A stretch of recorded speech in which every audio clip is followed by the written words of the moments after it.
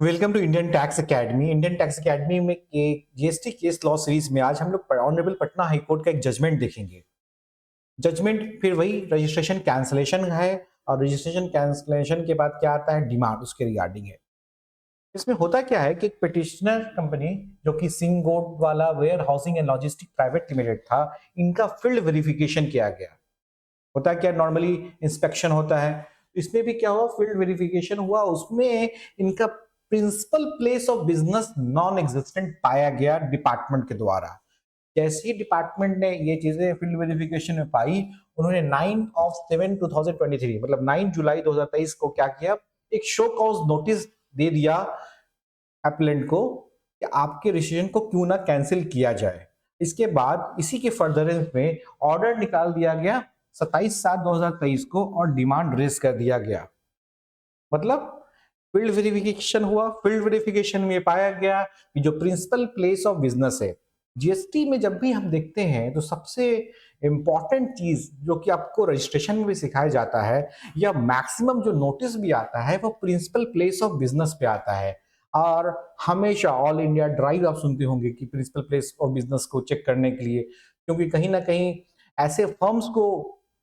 पता करने के लिए जो कि फेक इनवॉइसिंग कर रही है, इसके लिए लगातार ड्राइव भी ऑल इंडिया बेसिस पे चलता रहता है कि वो कंपनियां उस एड्रेस पे काम कर रही हैं कि नहीं कर रही हैं, या जो दिखा रही है वो सच्चाई है कि नहीं है। तो इसी तरह का कोई फील्ड वेरिफिकेशन हुआ होगा इस केस में, और उस फील्ड वेरिफिकेशन में क्या पाया गया कि बिजनेस नॉन एग्जिस्टेंट है अपने डिक्लेयर्ड प्लेस ऑफ बिजनेस से। तो इन्हें को शो कॉज नोटिस इशू किया गया और देन इनके ऑर्डर दे दिया गया 27/7/2023 को, और साथ ही साथ डिमांड रेज कर दिया गया। अब आप ये देखिए,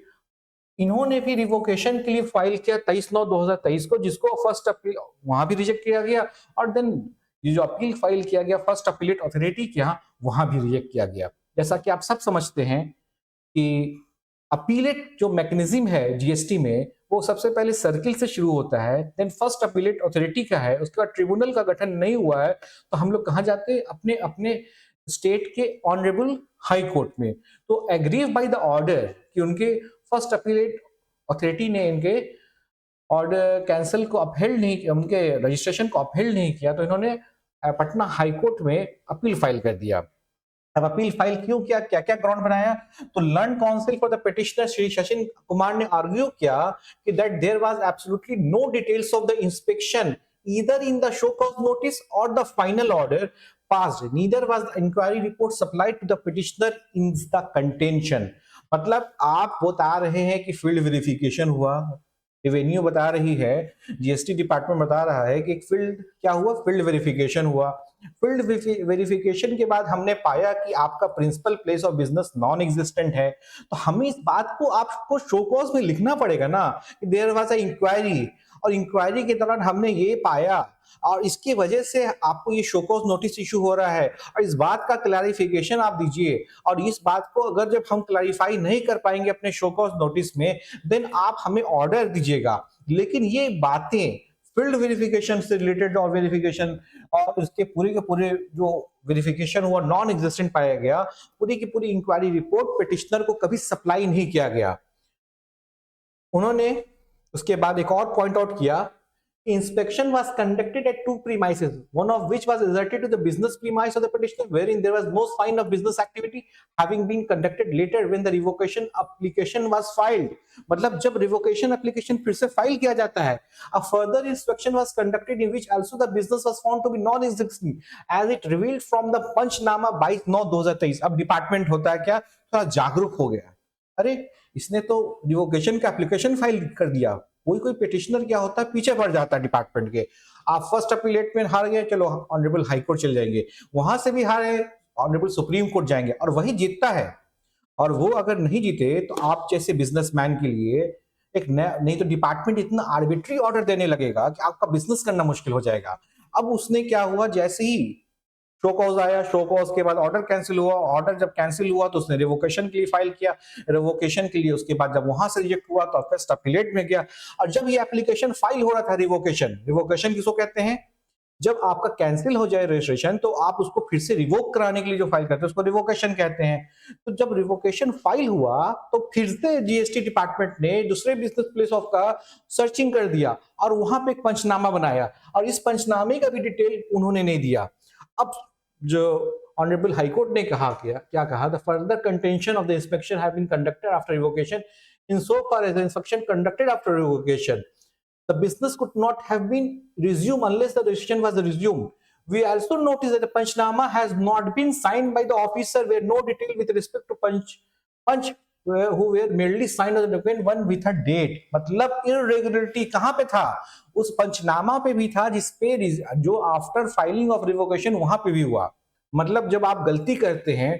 तो फिर उसको छुपाने के लिए फिर गलती ही करते हैं। तो डिपार्टमेंट ने किसी तरह से उसके रजिस्ट्रेशन को कैंसिल कर दिया, हड़बड़ी में उसको शो कॉज दिया, ऑर्डर दिया, फर्स्ट अपील रिजेक्ट कर दिया। अब जब उसने रिवोकेशन के लिए फाइल किया एप्लीकेशन तो आपको लगा कि आपसे गलती हो गई है,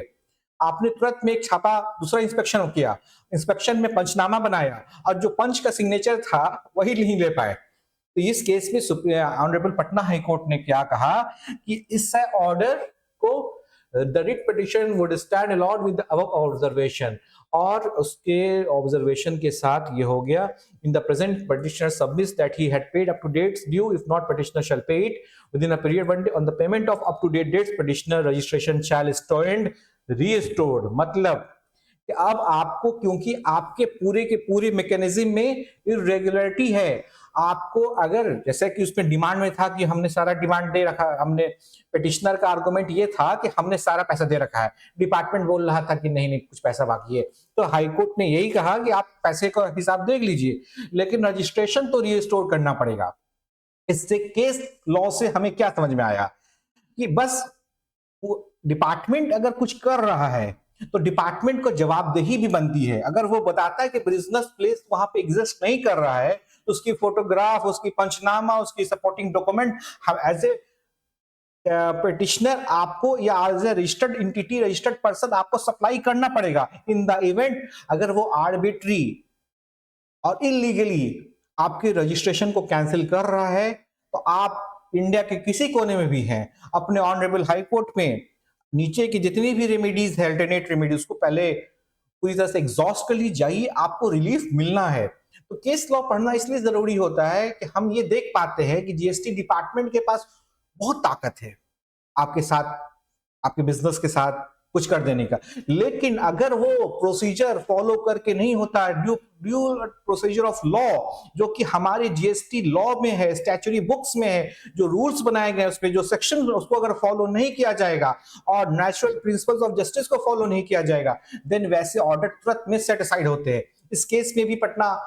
ऑनरेबल पटना हाई कोर्ट ने सिंगोडवाला को एकदम रिलीफ दिया, एप्लीकेंट को तुरंत रिलीफ दे दिया कि तुम्हारा रजिस्ट्रेशन रिस्टोर हो जाएगा। तो नेक्स्ट केस लॉ में फिर हम लोग मिलेंगे,